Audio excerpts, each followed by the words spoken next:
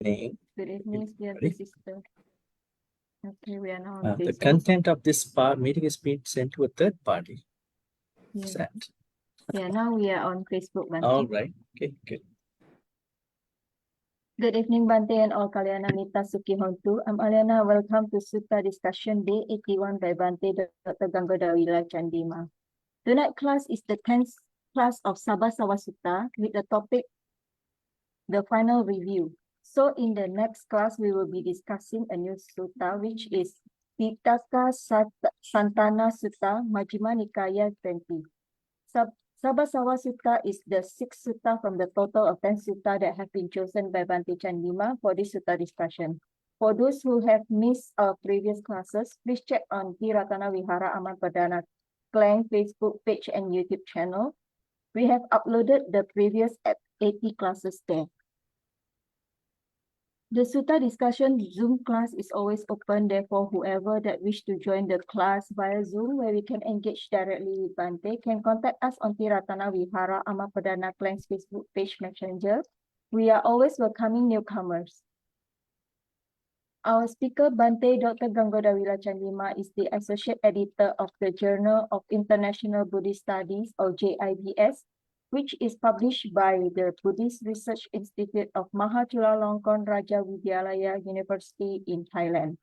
He was previously a research fellow at the Center for Studies in Religion and Society, or CSRS, at the University of Victoria, Canada.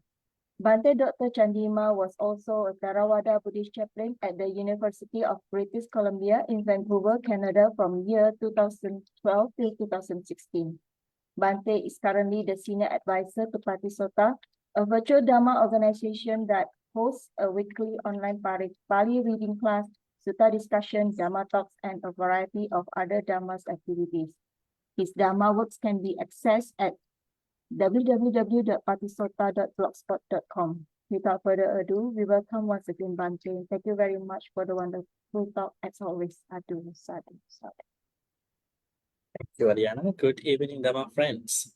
Welcome back to another episode of Sutta discussion organized by the Ti-Ratana Vihara Klang. And today is going to be the day 81, I think. And also it's going to be the final review of the Sabbāsava Sutta. Are you ready for any questions if I pose? Today is the day that you are answering questions that I will ask. Yeah? Disclaimer, I'm not shooting anybody. I'm thinking that you have learned and then you have your own version of understanding. Perhaps we might need to know what people think about this sutta. Aliana, the next sutta which you mentioned, I think you mentioned based on the flyer, I feel to change the sutta. I hope it's okay because just to see the contents. So I will let you know before, next week. No worries. Just thinking to add the more contents and then to make it more pleasant and then practical. All right, so we have Aliana, Kim, Margaret, Lily, Nai Cheng, Belinda, Sumana, Limpi, Hema, Jacqueline, Brother Bhutiha. We'll come back and then we're going to pay respect to the Buddha before we get started. Sadhu, sadhu, sadhu. Namo tasse bhagavatu arahatu samma sambuddhasse. Namo tasse bhagavatu arahatu samma sambuddhasse. Namo tasse bhagavatu arahatu samma sambuddhasse.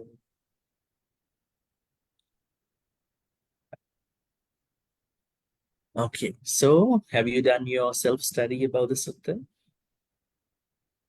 Are you just still waiting to get some more knowledge from me about the sutta? We have actually taken 2 days off. One day it was my birthday, I had some events, and then the other day it was because I was in Terengganu. for a talk. And yeah, so I hope that you might have had some time. All right, let's get started.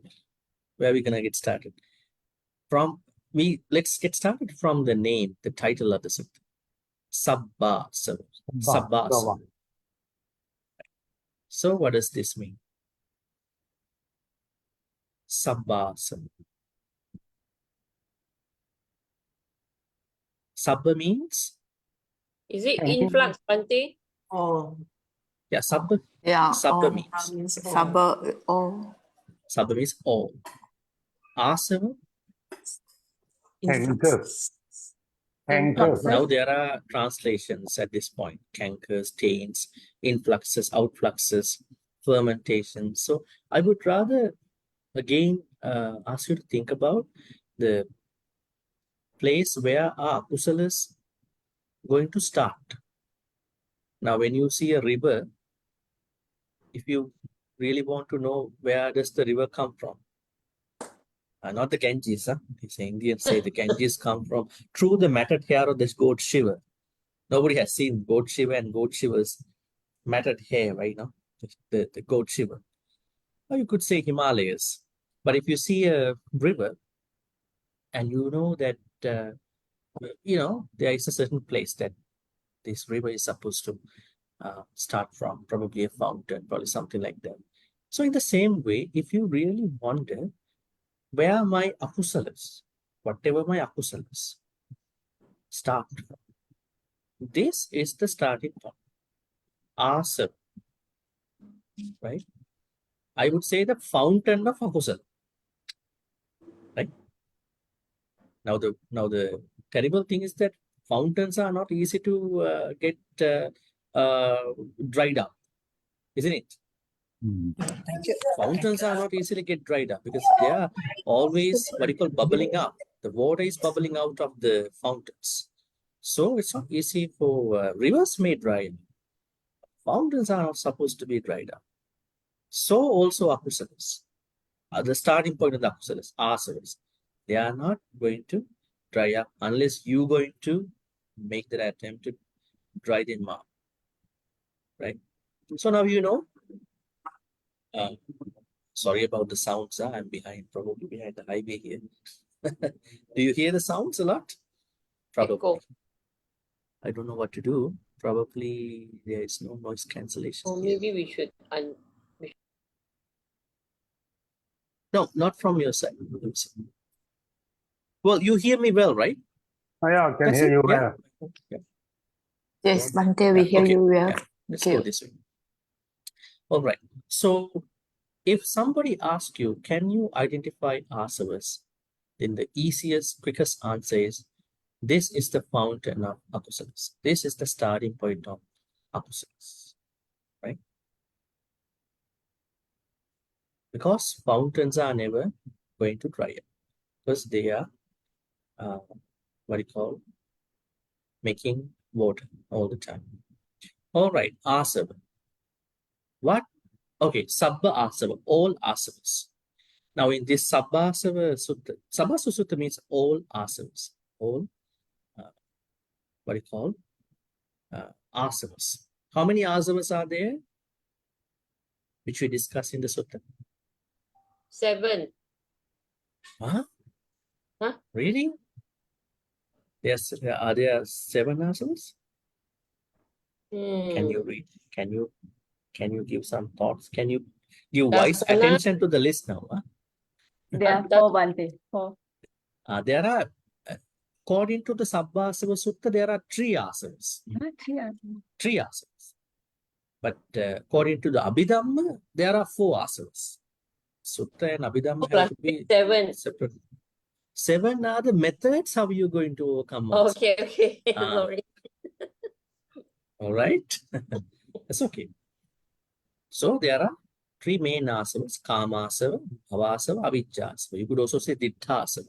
Yeah. Ditthāsava means views. Oh, there's 4, yeah. Now the word Sabbā, again, let's go back to the word Sabbā, Pali word Sabbā. Sabbā means all. Now, there's a very, I would say, long controversy about the word Sabba and then calling the Buddha to be Sabbanyu. Did the Buddha claim himself that he is Sabbanyu? Sabbanyu means knower of everything. Sabbanyu. When people call him that you are Sabbanyu, he said, I'm not Sabbanyu. Okay? But I'm Lokavidu. I'm Lokavidu. I know the three worlds. Kamarupa Rupa. Itibiso Bhagava Arahang Samma Sambuddho Vichacharana Sampanno Sugato Lokavidu. Vidu means no, I know, but I'm not Sabbanyu. The Sabbanyu, the idea of Sabbanyu means I know everything. So the Buddha says, I don't know everything, but I know the three worlds, right? So the word Sabba has everything. Actually, the idea of everything here means everything that is regarding the human experience of a being. Everything regarding the experience of a being. Now, it's a good thing to discuss about an experience of a being. What is our experience? How do we understand our experience? A lot of people say, I have experience food, I have experience Happiness. anger, I have experience happiness, I have experience what else? Rejection, I have experience what do you call this Humiliation. broken heart. I Yeah. have experience surprise. I have experience what do you call Sensual poverty. pleasure. I have experienced richness. I have experienced compliments, criticisms, blame, praise. Right? Yeah. Then we have to understand what does this experience mean in Buddhism, especially in the Nikaya, early Buddhism. Any thoughts?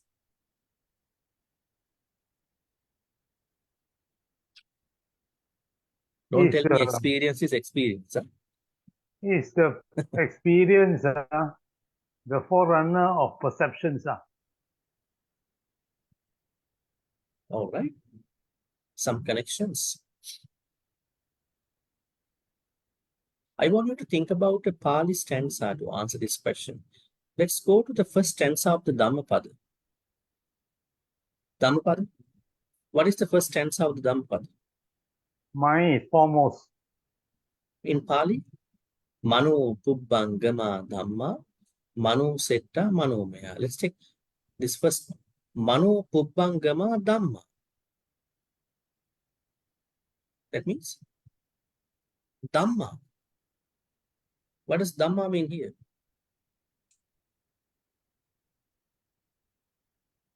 Is it the teachings of the Buddha? It is the true nature of something. The Buddha says, Mano Pubbangama Dhamma.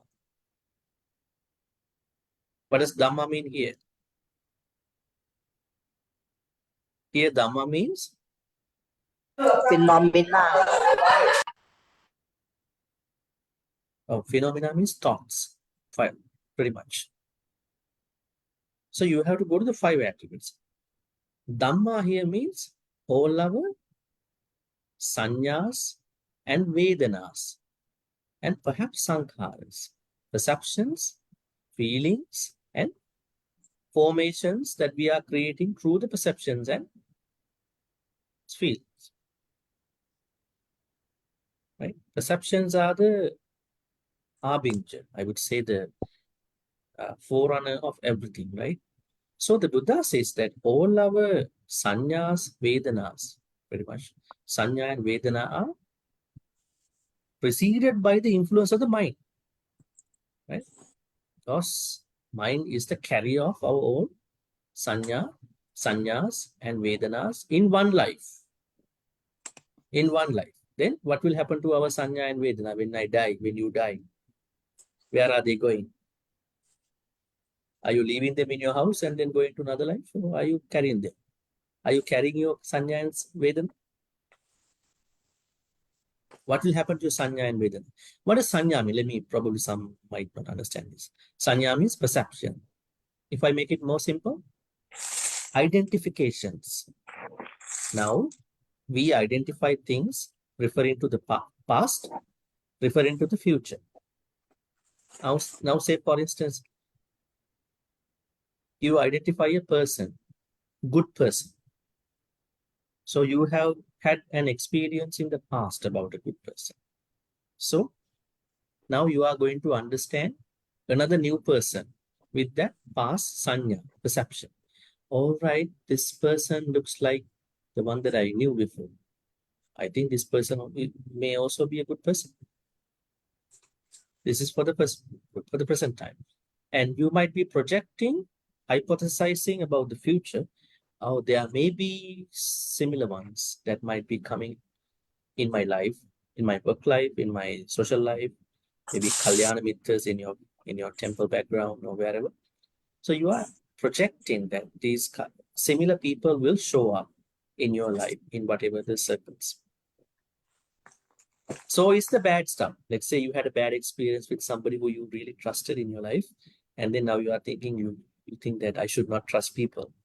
The bad experience is going to take you over, and you are referring to that past, and then you are bringing that past incident into a present person, which of course the person might be a very different one. It's a good one, but you are looking at that person through that past perception. Sanya that happened in the past. So we are using sanya for the past and the future. All right. So sanya is the identification. Perhaps you can say labeling. You label people. You identify people. You give meaning to people. Through sanya, you create vedana, feelings. Every time you think about the good person, you feel so happy. Oh, I had a very good experience. I was so happy. I was so helped out by this particular person. And then you are thinking about such kalyana mitras, good people in the future, right?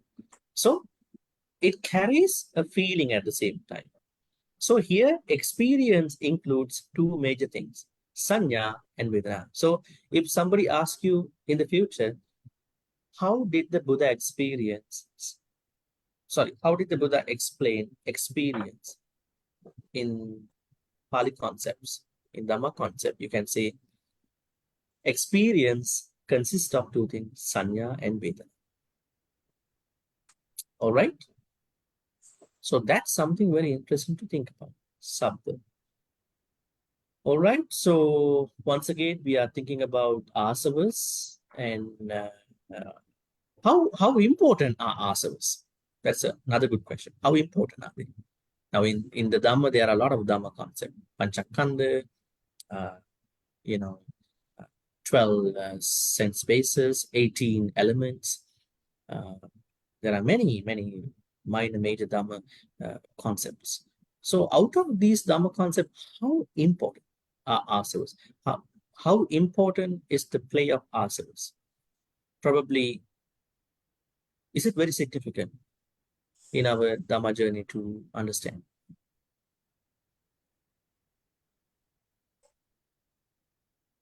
How did the Buddha explain asavas in the first place? Now, this is another area for it to asavas, but how did he explain to us? They may not be in the books, huh? You may not be able to find out them, so you have to think about it. Maybe I have sort of explained them in different places. Where do we find asavas in the Dhamma teachings, in Sutta teachings? Now, one place is Sabbāsava Sutta, but Sabbāsava Sutta simply says it is the fountain of our akusalas. I mean, the starting point of our akusalas. But it does not particularly explain about the major role, the bigger role that plays. So, in order to understand the bigger role of the asavas, you have to go to the most important concept in Buddhism. What is the most important concept in Buddhism? The central conception in Buddhism. Is it the Four Noble Truths? No, that is our practice. Oh. That is what we are supposed to do. I mean, what is the most important teaching that we have to understand, like along with the Four Noble Truths. Eightfold Path. Same thing, you are repeating. Eight Noble Eightfold Path and the Four Noble Truths. Same. I think Dependent origination. Paticca Samuppada. Right? That this is the central concept in Buddhism. Why we are here? Because we have done a good karma, whatever karma in the past life. Why we are going to reborn? Because we are doing a good karma now, so there are effects coming up. Why we are here now? Because we done the courses in the past. Why we were there at that time? Because we have done results for a course. So this samsara wheel is happening because of this central concept. Through the Noble Eightfold Path, we are going to cut it. We're going to cut it. We're going to stop it. That's the solution. But the teaching is Paticca Samuppada simply means cause and effect theory. Cause and effect. But when we say cause and effect, it is not complete. We have to say cause creates effect, effect causes. you could bring some US dollar if you have. Cause creates effect, effect creates causes. Example, there were two ladies to one man. This is one example in the Dhammapada. And then they were having some issues. So one lady told that in the next life, I'm going to be somebody, I'm going to be reborn in your womb. I'm going to destroy you. There are people like that.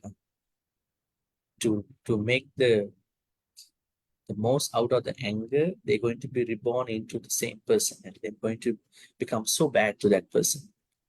Right? So that person creates a karma, and then the result will be coming.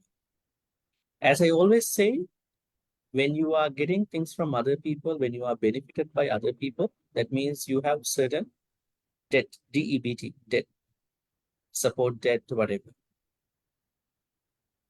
And if you are able to fulfill the debt, if you are able to give back, but if you are not going to give back, in this samsara, you're going to be going to that person again, and then you're going to pay it off. Right? We have so many examples where somebody did not pay back, and then he had to become a dog into the friends. That friend was also reborn, so he had to become a dog and take care of that man who was a friend in previous life. Right? So karma is always operating, though we like or not, though we know or not, karma is always operating. It's happening all the time. Even now it's happening. In order to understand the karma, we have to understand Paticca. Now, asava. Does asava play a role in this Paticca, this cause and effect in a course teaching?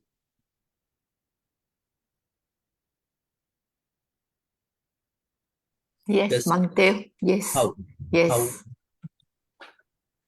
Because from the bad karma or craving, all these things, will be suffering, all these things. Bad karma. I mean, I don't think the answer is pretty craving. Uh-huh. We have this craving of becoming all these things. Okay, definitely they are akusalas. So you are trying to trace back. You have to trace back how did this asava cause all that. Where do we see asavas in the Paticca? Can you name the 12 components? How many components are there now? I said actually 12 components. Can you name them? These 12? What are the 12 components of this Paticca, dependent origination? Avijja. Avijja. Avijja means ignorance. Then avijja, conditions. Sankhara means Sankhara.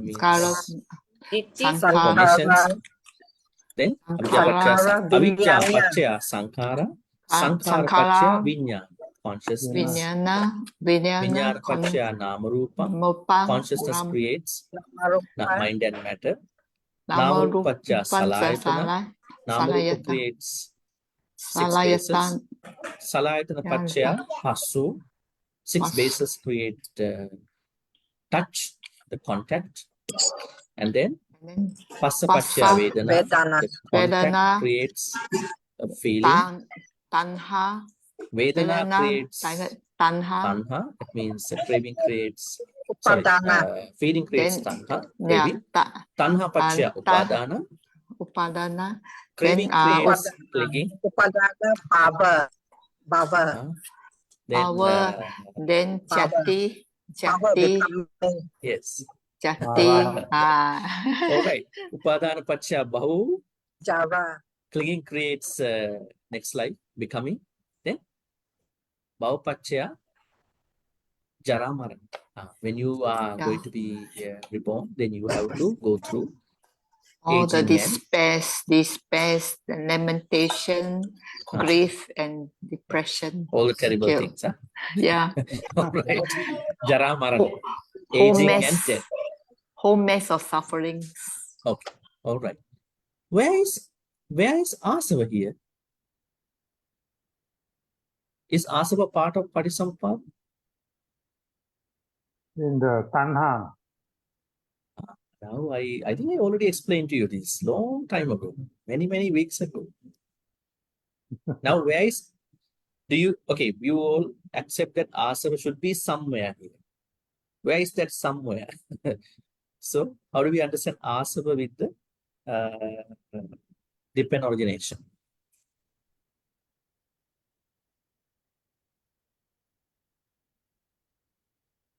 Have you ever thought? Yes. Bhante, can we say the cause and effect? The cause and effect. Yeah, cause and effect is the theory here. Every component becomes a cause or becomes a result, effect. Now, my question is, you all accept Asava should be somewhere here, but I'm asking, where is that place in this 12 conditionalities? One conditions the next one, other one conditions the other one. So there is a conditionality between each, Is it from the mind, from our mind? We cannot say so. There is a particular way of understanding Asava. All right, without taking more time. This is the question to that sub-question. If the Buddha says that every cause, every result has a cause, right? Every result or every effect has a cause. Then what is the cause of the first one? Can there be what you call a nidana? I would say something without a cause, which created that result. Now, if you go back to if you trace back this Patisamuppada, you would go to the first one. The first one is avijja. Then what is the cause of avijja? Can avijja rise automatically? Is it possible avijja to come without a cause? Then the theory is going to be null and void. Theory is not going to be practical. What is the cause of avijja? Why the teachings are not talking about the cause of avijja? Actually, it does. Not the speaker's version. If you go to the Nidana Samyutta of the Samyutta Nikaya, where Buddha talks about Patisamuppada in details, Buddha talks about the cause to avijja. The cause to avijja is asava. I think about how important is asava. Asava is the first one, the predecessor even to avijja. Now the thing is that asava creates avijja, avijja creates asava. So they are mutually constructive. So you cannot say asava is the first cause, so avijja is the first cause. So because they are mutually dependent upon each other, mutually constructive.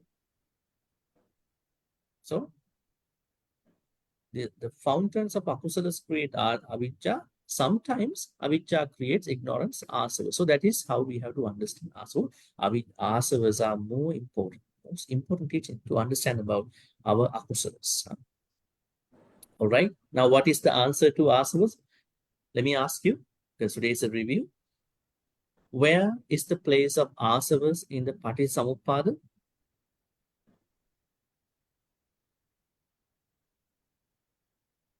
Is this Huh?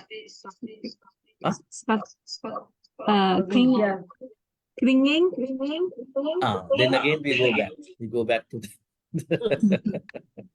now we just talk about avijja should have a cause. There shouldn't be a first cause. You hear that? Echo over here. Oh. There shouldn't be something that carries no cause. Right? It is like the origin of the humans. Huh?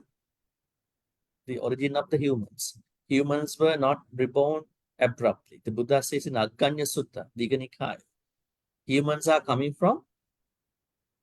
Where are we coming from? Hindu people say they come from the Brahmas, the Mahabrahma. Some people came from his mouth. Some people came from his two hands. Some people came from somewhere else. The lowest came from, according to them, came from the feet. The Buddha said, humans don't come like that. Humans come from another beings. That means Buddha is showing the course. How many of you have read this sutta? Aganya Sutta. Aganya. In the Digha Nikaya. The Buddha said, humans come from some Brahmas. These Brahmas are called Abhasara Brahmas. There is a time this whole universe is going to, stop evolving. When the universe stops evolving, then Abhasara Brahmas are going to come to the human world. And then they are running into a problem. They don't normally come to the human world. When they come to the human world, they start eating certain food in the human world, and then they become attached to the food. Like some humans, they become very much attached, obsessed with the certain food, and they become very raw. Those Brahmas are very soft people. They don't eat human food, like the Deva. Devas are not supposed to eat human food. Because if Devas are going to eat human food, their bodies become very rough now, like us. When we, like our food are raw, our bodies are become very rough and solid. Devas' bodies are very soft, so they are not eating rice and all this stuff. Right? Now, Abhasara Brahmas are supposed to, not supposed to eat things, they are supposed to enjoy their happiness. Their happiness is their own food. Like what happens to us when we have a very interesting milestone in our life. When you pass an exam, the whole day you are not eating. You are just talking. When you have a promotion, you are not eating the whole day. When you are something happened that surprisingly it happened, you are not eating. You are not concerned about it. Right? You are so happy on that day. So when we are really happy, we don't mind about the food. But when we are really stressed out, we keep going to the fridge, open the fridge, eat. Compulsive eating. So much stressed. Like what happened to many during the COVID time. Happy to work from home, and then they came up with some issues. So these Abhasara Brahmas suddenly came to the human world and then started eating human food. Now humans are not anymore here. Then they became the version of the humans, and then the humans started. So Buddha is showing as such the reason to everything. So avijja cannot have a reason. Avijja must have a reason. That reason is asavas. So in the list, the 12 list, asavas are the constructives of the avijja. In return, avijja are mutually constructive of asavas. All right, I think we are going back to the first day of Sabbāsava Sutta, so I don't want to spend more time on that because we already discussed all these things. All right, so Sabbāsava Sutta, and then we talked about asava. So we just understood the visited about the role of asavas. We talked about how to understand asavas. Because of the translations, we get very caught up with a lot of translations, fermentation, influxes, outfluxes, cankers, stains. What are these things? how do we bring this to our normal understanding? The easiest way to understand asavas is this is the fountain of akusalas. Does that mean? What does it mean? If you see a fountain is creating lots of water. The water is bubbling out of the fountain. Never stop. Rivers might dry up, but not the fountain. So this is the fountain of all the akusalas. So in a fountain, you see influxes and outfluxes all the time. So if somebody asks you, can you tell me what are these asavas? How would you answer? Let me ask one by one. Are you ready to answer me? All right, let's go ahead. Kim, what do you think about it? How do you explain asavas to somebody? Somebody who maybe now somebody probably for the first time gets to see this asavas in Pali. He is very, very confused about it. What is this asana? How do you explain to that person?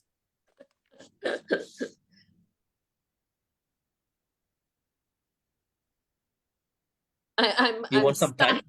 You want some time? Okay, go ahead. Somebody else? Bhante, can you repeat your question again one more time? Sorry. The question is now, somebody who has no understanding about these asavas. Mm, You have a friend, somebody who has no idea about these asavas. He mm. or she might ask you, can you explain to me what is asava? Like a basic definition of asava. So you might say asava means stains, asava means cankers. What are these stains, cankers, fermentations? Not clear to me. So you need to explain to them. What is it? Especially about the akusalas. What is the role of asavas in terms of akusala? So how would you explain to that person who has no understanding about asava based on what you learned in our class, Sutta study class for many months? Bhante, I'll just give it a try. To me, asavas is like you are very ignorant about something. So therefore, because you are being ignorant, so it happens. And how it happens, it's from the mind. But what is asava? You are talking about how it happens, but what is asava? How do we understand asava? It's your mind thinking of something that causes it. So it's like All right. fermentation, like it's not there, but you think it's there, the cause of. Now, when you say fermentation, this is a word used by many people. Even the food people have fermentation, yeast fermentation. So, yeah, all right. That's what Kim thinks. Any other person? Bhante, how about Yes, sir. dependent and originate? Dependent and origination. Yes. What is with the dependent origination and asavas? Now, did you get the question? There is someone who you're going to meet. That person has no understanding about asavas. She's going to ask you, what is this asava? You have to just define asavas in a very simple way.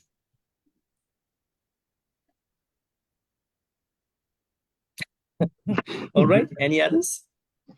Say Yes, that yeah. the cause of all sufferings and all that come back to the core three. There's the greed, hatred, and ignorance, delusion. Well, actually, they are starting because of the asavas production. Because asavas are incessantly producing asavas, then they will be categorized as lobadosama. Would be a second layer of asavas. I'm That's the asking, second layer. what is the asava? Attachment. Attachment is a stage which appears at a different further level. Actually, now we are talking about asavas. Can I say that it's clinging to the five aggregates, like just now you mentioned? Clinging to the five aggregates. Clinging to five aggregates is dukkha. It is how the Buddha explained the concept of dukkha. in the Dhammacakkappavattana Sutta. Okay, that's right. Yes, that is how you, when you look at the whole thing as a whole, then you can call that, yes, if the what do you call, clinging to five aggregates is the dukkha. But we are asking now, what is asava? Taints. Yeah, this is the issue. Taints, cankers. Once again, so this is confusing us actually. Taints, cankers, influxes, outfluxes, fermentation, right? The This is defilement. the problem. Bhante, the defilement. Defilement is another stage, the further stage. Oh, It's is a stage it? coming up later. Let me Because tell of you our, is it yes. the craving for being, craving or wanting to being or life or being, and attachment to the sixth sense base? You see? Bhante Alright. said, bunch of students. I Yes, give Shirley. Yes, Shirley. Bhante, it is Bhante, asava is the root of defilement. Then Root of defilement. yes. There you go. That's the fountain of all the akusalas. Starting point of our akusalas. Of Simple asalas. answer. Yeah. Asavas are the starting point of our akusala. Craving, dukkha, everything comes from there. But it will become a dukkha later. It will become a defilement later. It will become an attachment later. But fundamentally, this is the starting point of the akusalas. So should we not be considered about our asavas? We must be considered. Right? Okay, Bhante. Is the okay, Bhante, the fountain of the roots of all, the cause of the main Fountain thing, of right? akusalas. Okay. Now I Bhante, think you should be expecting a couple of people Beginning. tomorrow. I'm very curious. Bhante, I'm very curious. The real root of it, is it ignorance? As I said, according to the Nidana Samyutta of Samyutta Nikaya, Buddha says, asava and avijja are mutually dependent upon. They are conditioned each other. So you can, if you say asava creates ignorance, then what is the cause of asava? Then again, we have another problem. That is why the Buddha said, asava creates avijja, avijja creates asava. Both as a result of this, both then creates sankhara. That is how we have to take. All right. Was it solved? Or do I have to ask other people here too? Right. Okay, it's good. Now I can Aliana, see. you said something. I think Shane asavas are influxes from loba dosa moha. Yeah, loba dosa. Actually, loba dosa moha is a second layer. The second layer of the asavas is the loba dosa moha, roots. Loba dosa moha are the roots of asavas. Later, actually, when you have asavas, kamasava, bhavasava, avijjasava, they create these roots. They create the roots. First, you have to, you can classify the water, right? You can classify good water, purified water, bottled water, whatever. But you should get water first. That is asava. You can classify bottled water, refined water as lobodosamo, but you should get water, this liquid from somewhere. That first water is what we call by asavas. Can we stop them? We cannot stop them until we overcome fetters, because it is a natural process. Actually, akusalas are natural, isn't it? Sometimes you are not doing them. They are naturally happening, right? They are happening naturally. Now, there is a, remember the story, Soraya, this bank Soraya story? How many of you know the story? The Dhammapada. There is a story called Soraya. Probably I'm going to write his name here.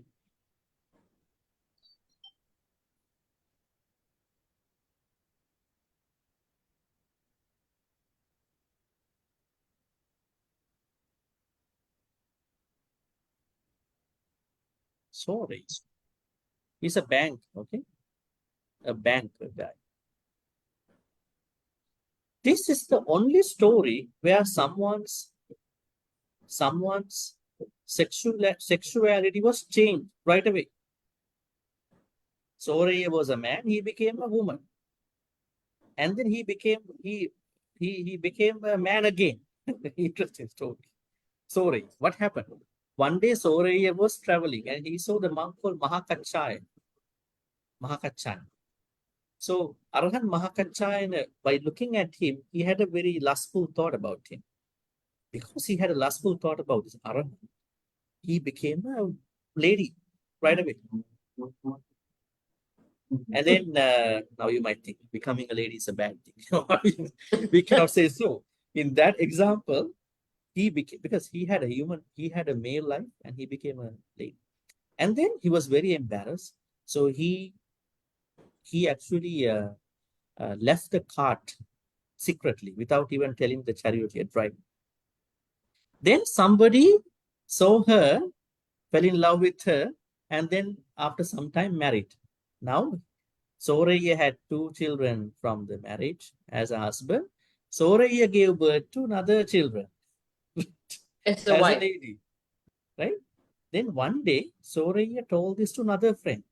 I'm not a lady, I'm a man, but I became a lady. Then the friend asked, what happened to you? Then he said, there was a monk. I don't know. I had a lustful thought about him. Oh, right. So you have to go and apologize to him. Let's go. Do you remember the monk? He said this and that, the area. Then when he apologized to the monk, after some time, he again became a man. Then one day, when he went to see the Buddha, Buddha asked a question from, you have 4 children from 2 marriages, as a husband and as a lady. Which children do you love most? Then he said, the children that I gave birth as a lady. So this story says something interesting. That means, asavas are asavas are natural. That Soraya did not have a bad thought. Suddenly, all of a sudden, the mind got changed, distracted, right? So our evolutionary thoughts, they are mostly akusals. So we have to refine them all the time. Otherwise, we will get caught up in the akusala. So it is done by the asavas. You may perhaps not having lobha, then you will more focus on that particular person, then you will have lobha also. But at the infantry level, it is just a natural thing. Asavas are natural. All right. Ignorant. Huh? Ignorant. Yeah, we are all ignorant. But is this true? We are wise enough that we would have attained Nibbana already. Bhante, is it a true story? It is a true story. You got to go and check it out. We'll check it out here. We'll type his name. Find out the story. Soraya.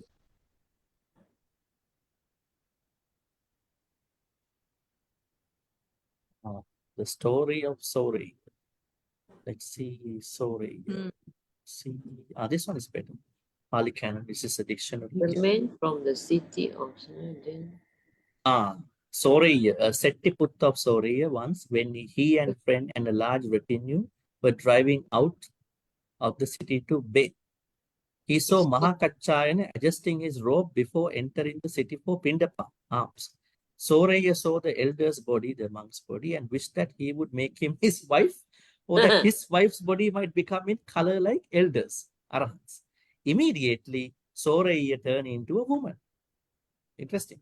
Hiding from his companions, went with a caravan bound for Takkasila. Arrived at Takkasila, he became the wife of the treasurer of that and had 2 sons. He already had 2 sons in Soraya as the man born to him before his transformation. Sometime after, he saw his former friend driving in a carriage through Takkasila and sending a slave woman to him. He invited him to the house and entertained him. The friend was unable to recognize him till he revealed the truth. Thereupon, they both returned to Soraya and invited Mahakachayana to a meal. Soraya fell at his feet, confessed his fault, and asked for forgiveness. When the elder pardoned him, he once more became a man. Interesting.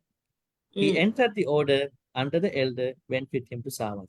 All right, this is a true story, definitely. And I'm not saying fake stories. Interesting. Right? What's that? Interesting, I think. Yeah. If you know the true Dhamma, it's interesting, definitely. Because I normally tell the story because even your sexuality can get changed if you have a really bad thought about a good person.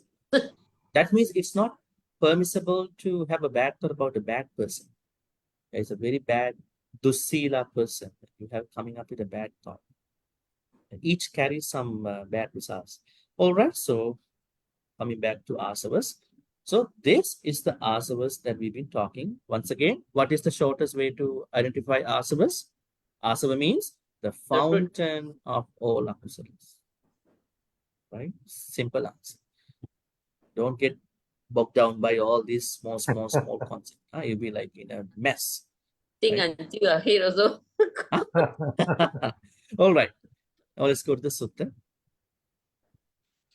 Oh.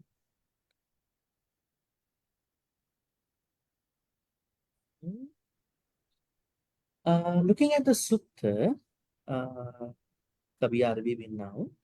The Buddha tells us this at the beginning. Sabbāsava Samvara Pariyaya Bhikkhave Desasami Tangsavata Sadhana Manasikaruta Bharsam. So the Buddha says at the beginning that overcoming asavas is possible. It is a task that everybody can do. Right?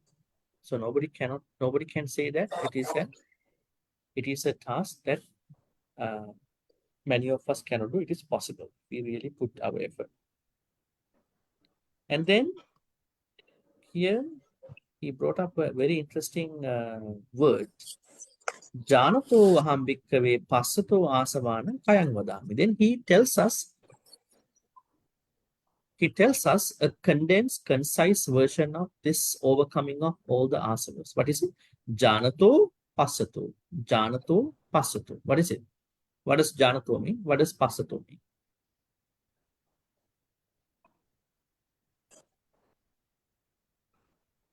Janato? Knowing and seeing nothing.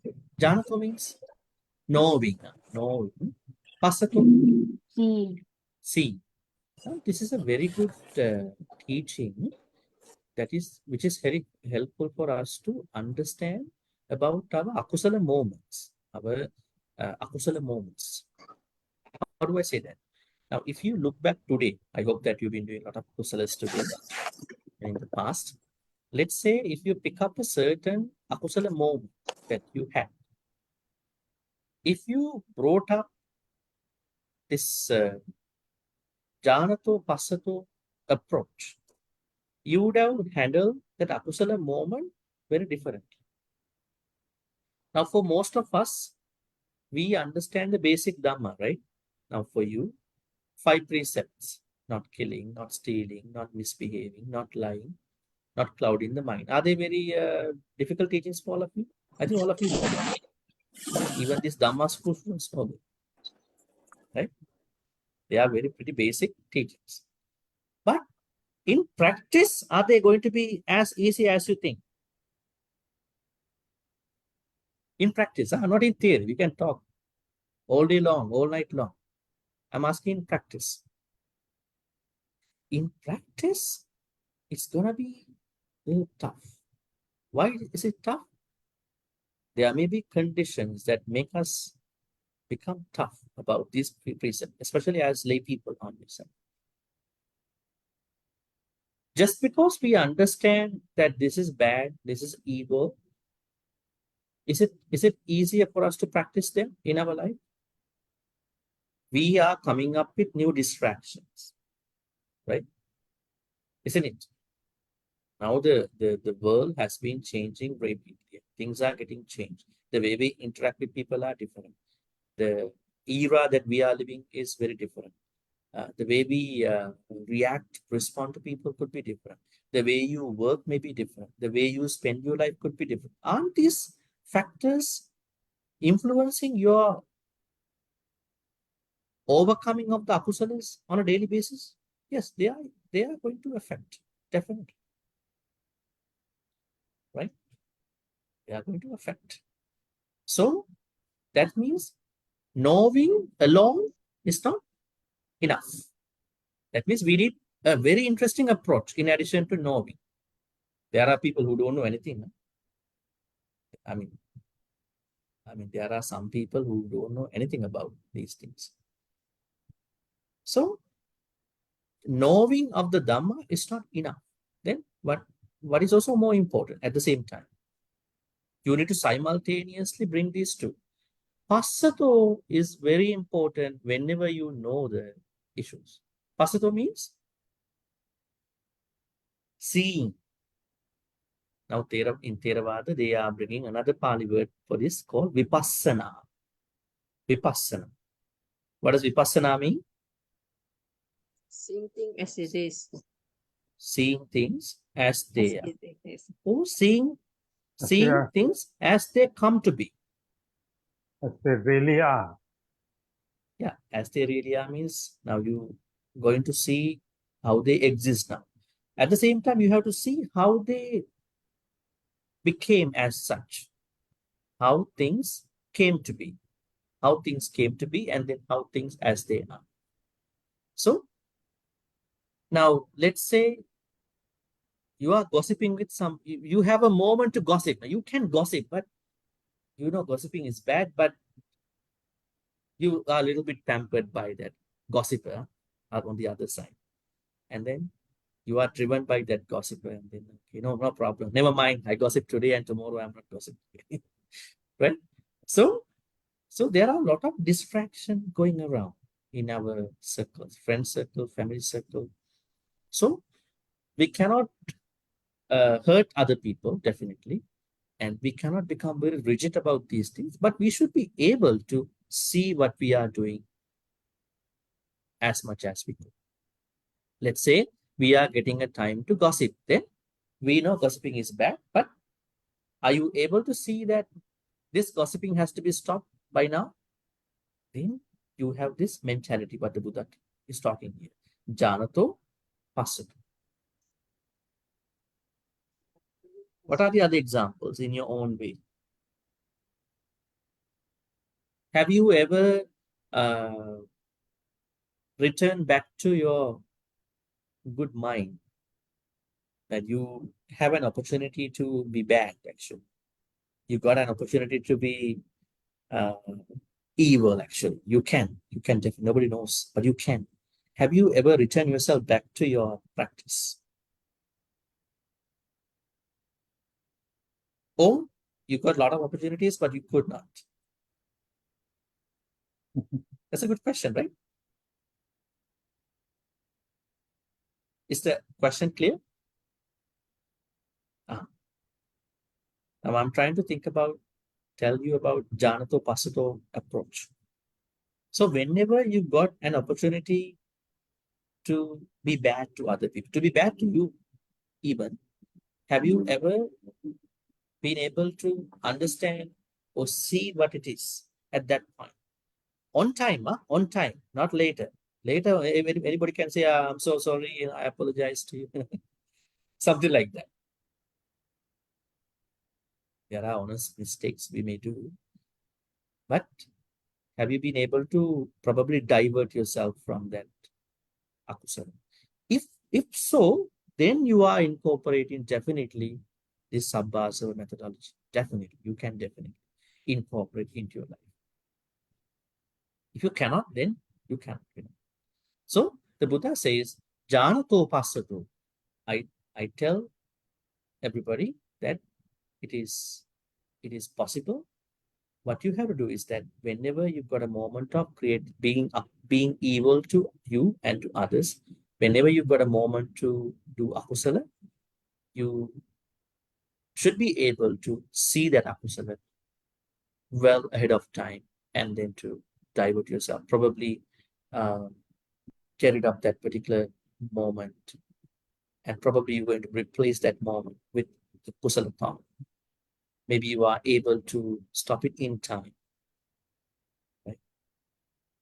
If you cannot stop in time, then it's like that you have to do it. Right?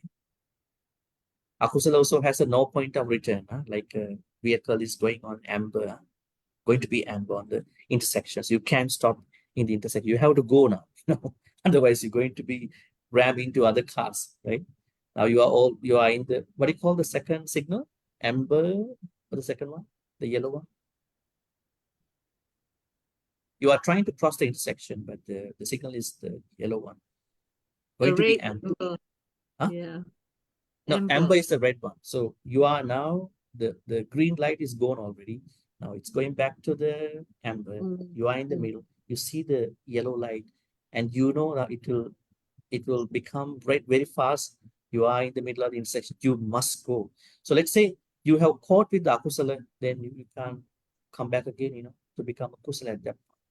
So in the same way, we understand if you've got a moment to become evil, and if you incorporate this janato pasato method, you are going to see that akusala in time, at least on time. Then you can become a better person. In that moment, you're going to divert yourself into the teaching mode. All right, so then we are going to see the rest. Then we discuss about what you call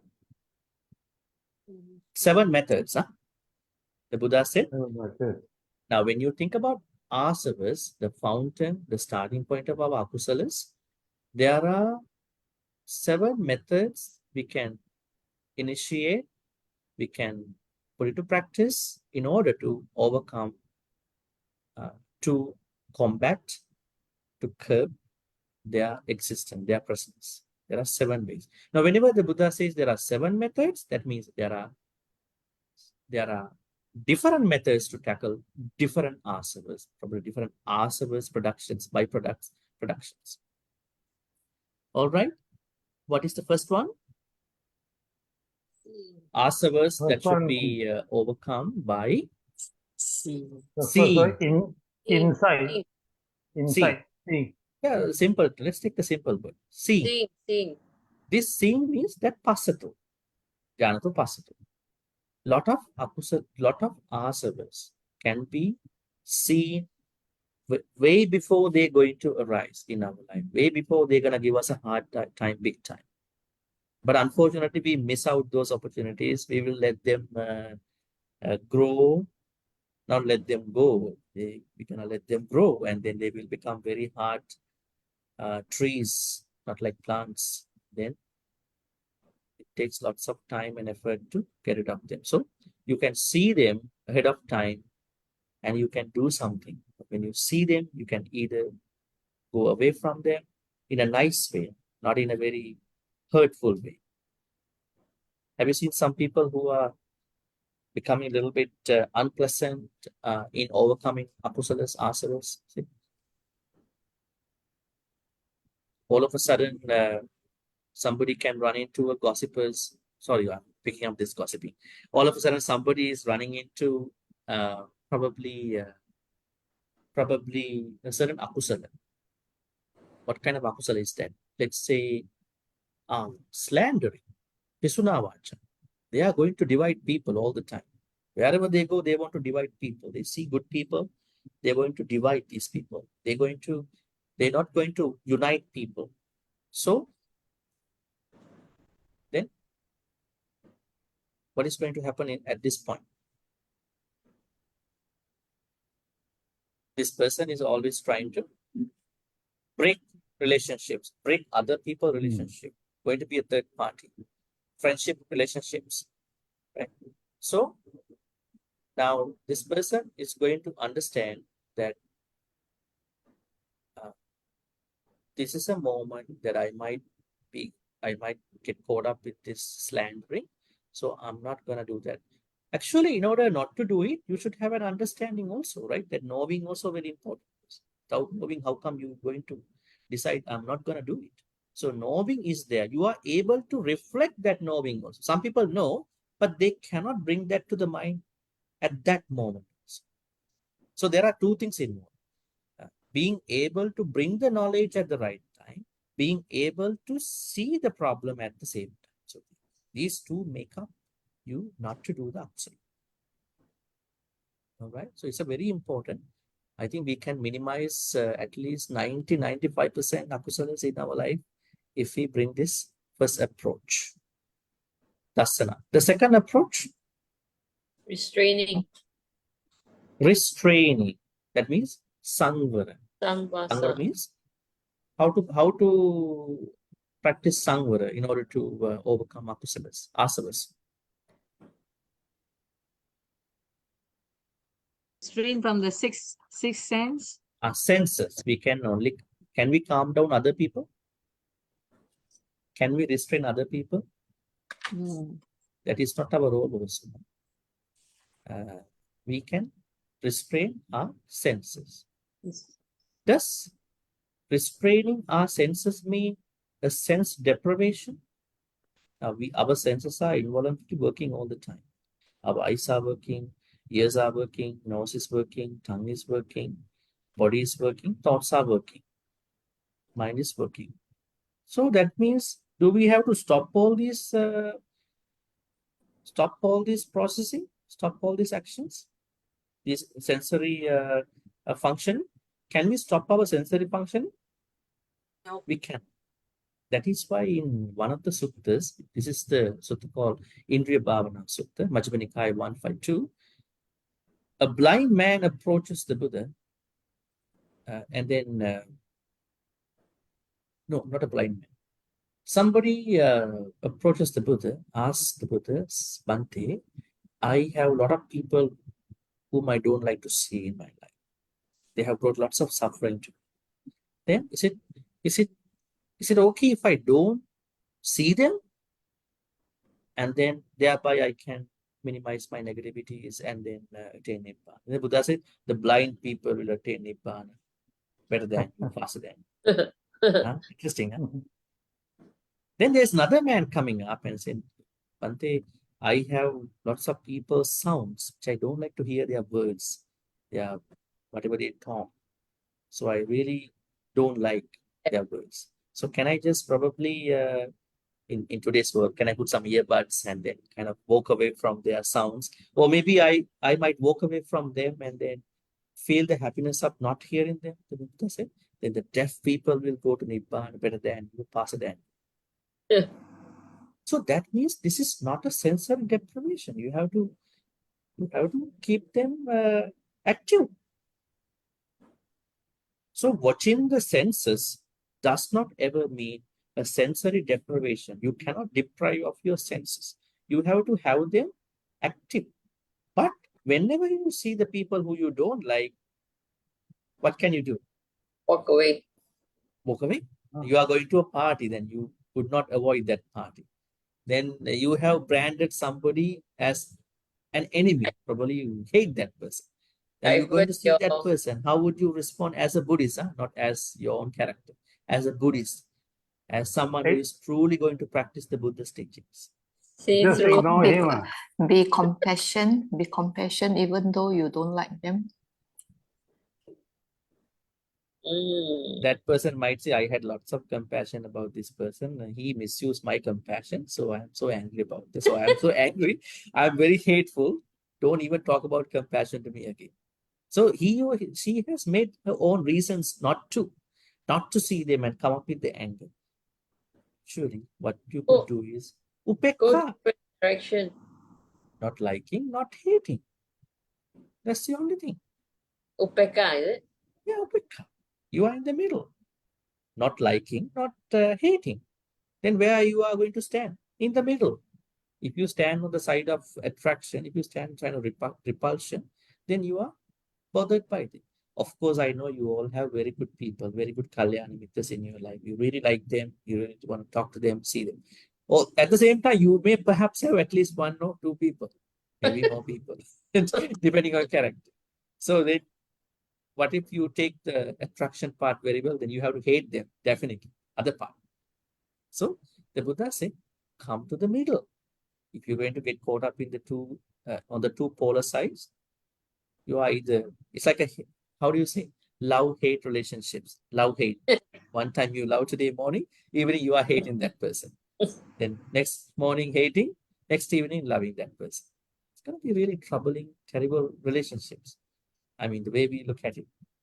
So here, the second method is watching the senses, but by keeping the senses active, not by keeping them inactive. So you go see, you may say hi. If you don't like to say hi, you are not having attraction, repulsion. You are just you. You are not going to create any thoughts on that. Right? The same way, sounds. In the same way, smell. In the same way, what do you call Body. taste? Body touch. Taste. Okay. Taste. Also, touch, and then the thoughts. Right? So you have to do all these things with a very good understanding. Otherwise, you will be taken over by those very unnecessary thoughts. All right. The second method is watching the senses by keeping your senses active. Third method. Judicious use. Judicious use. How we call it? Patisevan. Patisevan. Patisevana means judicious use. Are we creating some akusalas in the form of what we wear, what we eat, and what medications we are depending on for our own health and for our shelter? Are we creating, let's say, you are such a blessed person, you have lots of clothes to wear. You are such a blessed person. There was no day that you didn't lose some food. You are such a blessed person. You have lots of medications, the branded one, not the generic ones. Supplements, everything. And you are so blessed. You have so many houses. You have a very good house. So don't you think that you might perhaps create akusalas regarding these things? We might, we may, definitely. Right? So the Buddha said, this is also an issue. Please enjoy your life, but by not creating akusalas. Now we are asanas. Don't create more asanas, the fountain of asanas. So then the Buddha said, every time you wear your clothes, don't be too much infatuated, obsessed with the clothing, with the food, with your shelter, your house, whatever your real estates you have, whatever the medications you have. When you say medications, you could also say, I'm healthier than everybody else, and then having some conceit about it. So you are going to minimize. You are just being very humble. In Buddhism, one of the most important qualities is humbleness, because you will overcome the opposite of being humble when you only become an enlightened person, arahant. Conceit. Sotapanna also has conceit. Sakadagami also has conceit, mana, we call it. Anagami also has conceit, only arahant. When you become an arahant, you're going to overcome it. But if you can cultivate this humility or humbleness, I think you can practice a lot of Dhamma very well. Unfortunately, what happens to people when they learn some Dhamma, they becoming some conceited, Dhamma conceited, not normally conceited. Dhamma I know better than you. I have a bigger practice. I know. I go everywhere. So this is being conceited. This stops you growing as a compassionate and wise person. If anything stops us in growing a compassionate, a wise person, we gotta be concerned about it. Definitely. That stops me becoming a good person. I might be a good person in knowing some Dhamma, but I'm not good in my practice. So conceit is a problem. That's why the Buddha said, always wisely use, as Brother Wu said, be judicious in your use of all the requisites that you are having. All right. This is the third one. What is the fourth? Bhante, is Yes. it conceit is considered unwholesome? What is considered Unwholesome. unwholesome? No, conceit is it considered as unwholesome action? You mean what things are considered? Yes. No. If a person is very conceited, is it unwholesome? Yes, unwholesome. It's a Unwholesome. fetter. It's a fetter. Oh, It chains us into samsara. Let's go back to the 10 fetters. Sakkaya Ditti, Vicikiccha, Silapata Paramasa, Kamaraga, Patika, Mana. Ruparaga, Mana, Uddhacha, Vicca, Mana. It stops us becoming enlightened actually. Because you know something and then you get conceited, I know everything. Actually, an enlightened person is very humble. Although that person knows, that person would like to know from others. Very like a boy, like a small baby, right? Okay, thank you so much, Bhante. Thank you You know, for explaining. in Hinduism, they said if you want to become a enlightened person according to Hinduism, you would either take the state of mind of a baby or an elderly person. You can see like babies and some elderly people having the same mindset, right? They are struggling for the small thing. They are territorializing small things. This is my thing, because they don't have lots of things going.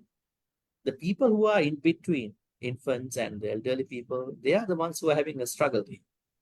So the Hindu works say, when you come to the enlightenment, your mind will become like a baby or like a very elderly person. Nothing is bothering you.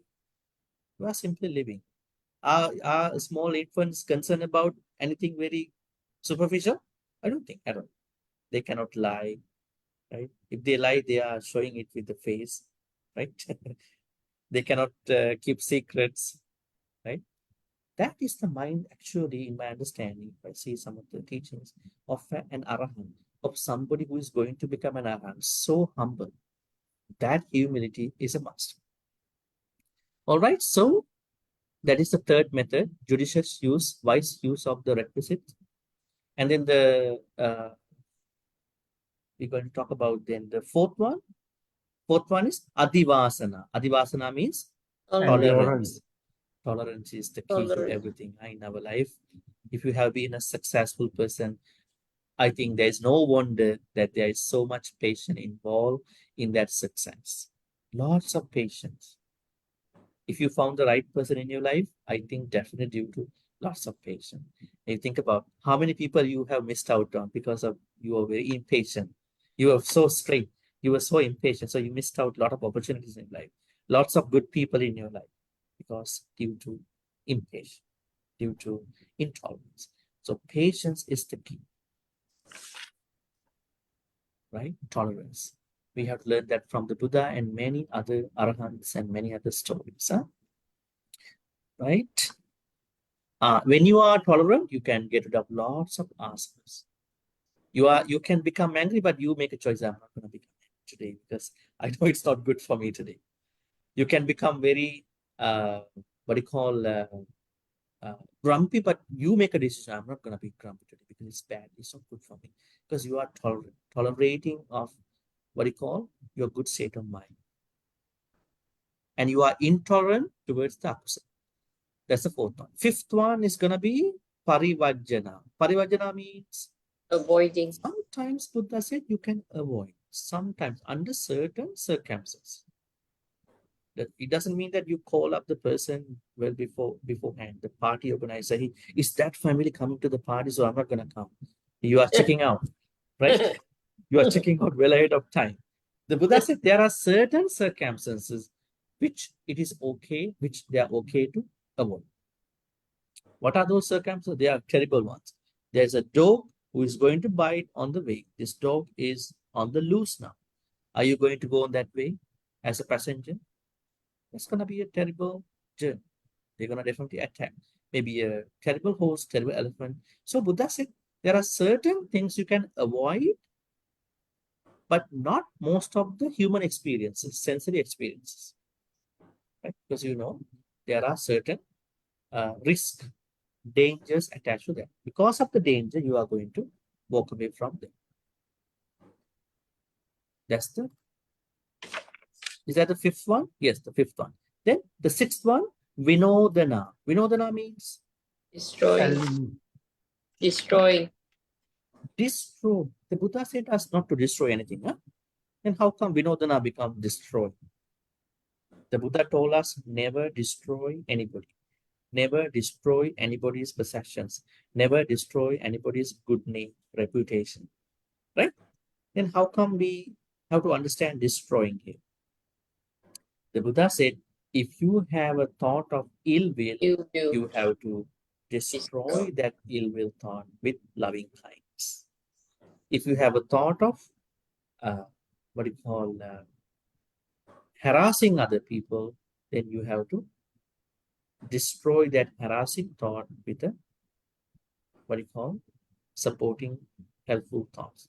If you have a thought of so much liking, so much getting obsessed in liking, attaching to certain people, you can replace that with a thought of renunciation, nekkhamma.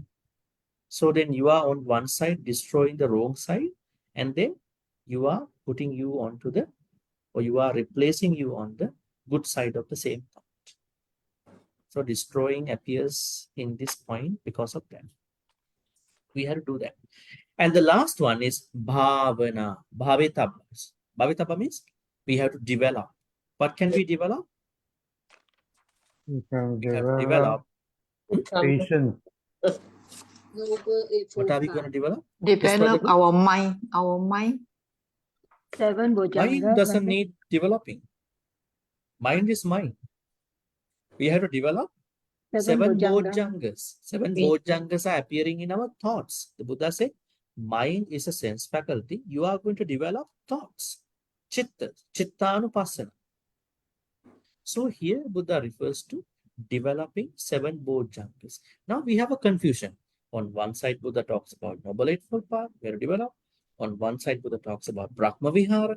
Now here Buddha talks about seven bojjhangas. Why so many things? Actually, seven bojjhangas are inclusive of all the things. When you practice a Noble Eightfold Path, what you are practicing is seven bojjhangas. Let's take a look. Sati. Sati means awareness.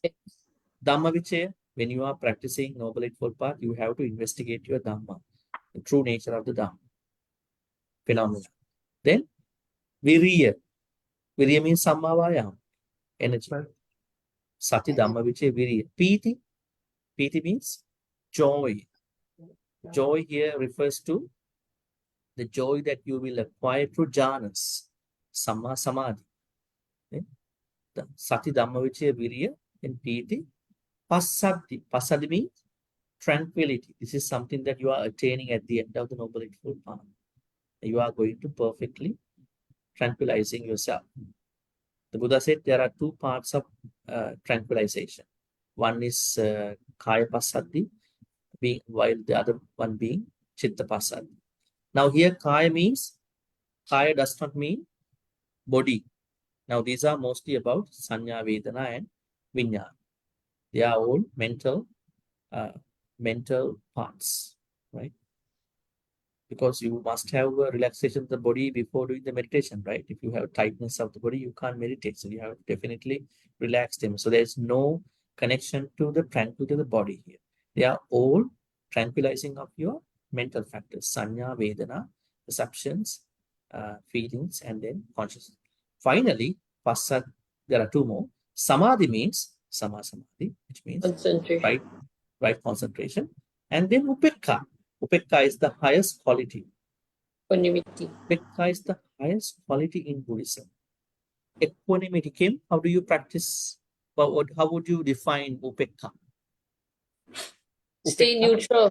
Stay neutral. Like you say, even if you don't like that person, you just give your stay neutral. Even Can you if you explain don't to like, us how we can stay neutral? you don't show that you don't like the person, but just be yourself. Be yourself. All right. That's a very good answer, right? Stay neutral. Be yourself. When you are neutral, then you are not either going to get caught up with so much attraction and so much repulsion, obsession. It's very good. The Upekka is that. But what do you think? Can people practice Upekka in their life situations? It's not easy. They are It's fine. not, but it's achievable. They trouble finding it actually. They trouble finding Upekka a lot. Because, they are always looking at everything in a black and white mentality. If you are good, I'm gonna take care of you. respect you. If you are bad, I'm going to hate you. They don't see the gray area between the good and bad, black and white. So that is what we call by upekkha. So we have to be in the middle. While being in the middle, we have to practice responsible responses. You know, sometimes when we are in the middle, other people might try giving us some trouble so that we might lose our status. Even the bad people might try triggering certain things out of it.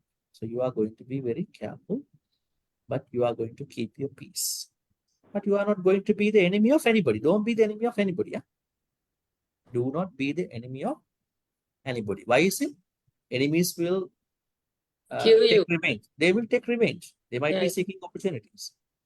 So you never know. They are activating every time, like criminals. At the same time, when you make enemies, deep down in your mind or heart, you know something wrong happened. So you are going to defend yourself for that. So don't need to create enemies. You just be yourself. So when you are working with other people, whenever you know, you might know who they are very well. As you said, stay neutral. Stay neutral. Stay equanimous. Practice upekkha all the time. You'll be happy every day. Your happiness will be long lasting. That is what we want. Our happiness needs to be long lasting. So going back here, 7 bojjhangas must be developed. When you practice 7 bojjhangas, you will overcome lots of asavas. What are the asavas you will be overcoming with the 7 bojjhangas? Panchanivarnas. The 5 hindrances will be withdrawn when you practice the 7 bojjhangas. All right, so this is what we've been discussing for many weeks. And then any questions at the end of today's last day of our sutta? Any more questions?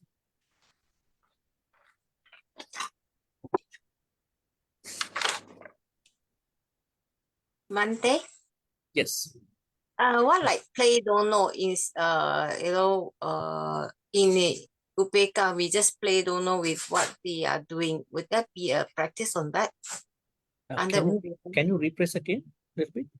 Upeka will be equanimity. So instead of standing in between, you just play don't know and make no comments. Would that be a situation? You don't react to them, huh? Mm-mm. So you are asking your non-reacting to that person is a part of upekkha? Yeah, is that? Can it be? It can also trigger back that person, bad person, to do more harm to you sometimes. Not talking to them also might create more havoc, you know. So I think you have to understand the situation. Let's say that you may have to talk to that person in a way in that situation. Maybe it's a public event. So you have to say hi and bye, you know, just to function at that place, you know. So you may have to understand the smartest, wisest way to operate, function during that time. Probably not talking to that person all the time might create another level of anger also. So you have to be very smart how to handle this person, you know. So depending on the scenario. Yeah, it's a case specific, time specific, circumstance specific thing. So I cannot predict what could be the best way, but smartness is the key. So you are going to be very concerned about what best way I could handle this situation. Okay, thank you. It's like how the paramedics going to work in a house. Let's say they get a call from a house that somebody is having a hard time, maybe cannot breathe. So the first thing what they do is the best choice of them. It might not be the case. When they arrive at the house, whatever they're gonna do, maybe the what do you call maybe whatever the things they are gonna do could be in the best interest of their career. But later they find out it might not be the best thing that they could have done it. So you are going to function by thinking the best way to operate at that point. Yeah. Okay. All right? Bhante, Yes. Bhante, I have a question. In the Sabbāsava Sutta, did the Buddha say 4 situations that first a person considers what he should not consider. He considers what he should consider. And he does not consider what he should not consider. And he does not consider what he should consider. These are actually 4 situations or only 2, Bhante. Not clear.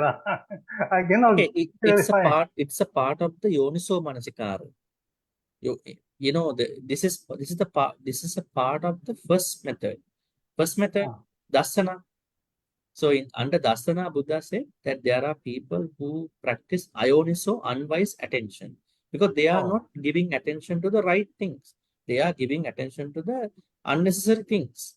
Kama, Ditti, Bhava, and all that. So Buddha said you have to withdraw your attention from them and then to pay the attention to the opposite thing. of those things. That is called Yoniso Manasikara. All right. There's a question Okay. from Facebook. Which sutta we should start our day? So we have which sutta we should start our day so we have control our mind and body. Oh, I have never heard that starting with the sutta and then you're going to get control on your mind. If you want to have we don't control the mind, okay? I have to reiterate. We never control the mind. We're going to manage our mind. We're going to take care of our thoughts actually. So what could we do is that, I don't know your level of spirituality. If you are only a chanting person, maybe you can chant a sutta like Karaniyametta. If you are somebody who is reading some suttas, then there is a different answer for you. I would say you can study a sutta like Sabbāsava. So if you are somebody who is doing nothing, neither chanting, no studying a lot of Dhamma, you can do a small meditation every day, like 5-minute meditation when you wake up, just to understand yourself, reflect yourself, right? So there are different ways. So I cannot give a very specific answer. And then there's no such thing called you're gonna start with a sutta. I think Do what you he meant mean was chanting, Bhante. I think what he meant was which chant do I chant first to get a peaceful day? I well? think Yeah, it is in the best interest of different devotees. I mean, they have different choices. So normally it could be a sutta like Karaniyametta Sutta, maybe Mangala Sutta. You know, I found somebody who would like to chant Atanatiya. She says that Iti-piso. why after chanting Atanatiya she feels good, and then her house felt good. You know, so it depends. So if you ask me a general sutta, I would say Karaniyametta Sutta is good. Or if your house, you think that there are some influences from some non-humans, I would say Ratana Sutta. You know, it's Bhante, good. how about iti-piso? Itipiso is reflects about the Buddha's qualities. You can say that too. Itipiso Swakato Supadipanno. Yeah, you can. But they are not chanting actually. They are just stanzas about the qualities of the Buddha. Yeah, I think it's getting a little late today. Okay. Any other All right. questions? If you can always send me a message and I will let you know the next sutta. I'm thinking about the upakhileses. It's a very interesting topic because we talk about asavas already. You know Lobhadosa Moha. Then we can discuss about upakhileses. Upakhileses are very interesting. There are 16 upakhileses. They are dual forms. So I will let you know the sutta with the translation, and we will be able to start off the sutta next week. Okay. All right, so let's transfer good karmas now. May all the good karmas which we've been accumulating, especially during our Sabbāsava Sutta time, be transferred to all the departed ones, passed away in the name of us. May they be well and happy. If they were reborn in a place of pain, may they be able to be reborn in a good place. If they are already reborn in a good place, may they be able to improve their happiness. Finally, attain the supreme bliss of Nibbana. Sadhu, sadhu, sadhu. Idammi Nyātīnaṁ Hontu Sukhitā Hontu Nyātayo. Idammi Nyātīnaṁ Sukhitā Hontu Nyātayo. Idammi Nyātīnaṁ Hontu Sukhitā Hontu Nyātayo. May Devanaga Mahitika also share all the good karmas. May they be well and happy. May they protect and bless all of you, including your family members, for good health, quality of life, prosperity, safety. May Devanaga Mahitika also finally attain the supreme bliss of Nibbana. Sadhu, sadhu. Ittavata ca ammehi sambhatang punya sampadang sabbe deva anumodantu sabba sampatti siddhya. Ittavata ca ammehi sambhatang punya sampadang sabbe bhuta anumodantu sabba sampatti siddhya. Ittavata ca ammehi sambhatang punya sampadang sabbe satta anumodantu sabba sampatti siddhya. Akasattha ca bhummattha devanaga mahittika punyantang anumoditva chirang rakkhantu loka sāsanam. Akasattha ca bhummattha devanaga mahittika punyantang anumoditva chirang rakkhantu desanam. Akasattha ca bhummattha devanaga mahittika punyantang anumoditva chirang tumang parante chirang rakkang tutwang sadati. In this sansaric journey, may we be always in the company of Kalyana Mitras, because we understand Kalyana Mitras support our Dhamma journey. At the same time, they are always helping us improve our Dhamma path. Thinking thus, we're going to make the wish. Imina punya kammena mami bala samagamo satang samagamo yavanibbana patya. Finally, may all the good karmas which we've been accumulating so far, today is going to be our Sutta discussion day 81. So may all these good karmas be supportive and helpful for all of us to attain the supreme bliss of Nibbana. Sadhu. Sadhu. Sadhu. Abhivadana silissa nichang vaddha pachaino chattaru dhamma vaddhanti ayuvanno sukhang balang ayurarogya sampatti sakka sampatti mevacha ato nibbana sampatti iminati samijjatu. Sadhu. Sadhu. Sadhu. Right, with that, our Sutta discussion for today is wishing you a good night. Good night, Bhante. Next Friday with a new Sutta. Expect the text and the translation. Thank you, Bhante. Thank you, Bhante. Thank you, Bhante. Good night. Good night. Thank you. everybody. Merry Good night. Christmas to all of you. Merry Yeah, Christmas. Merry Christmas. Yeah, Merry Christmas to thank all you. of you too. Yes. Thank you, Bhante. Thank you. Yes. Thank you, Bhante. Thank you, Bhante. Good night. Thank you, Good night, Bhante. Bhante. Good night. Good night. Hi, good night.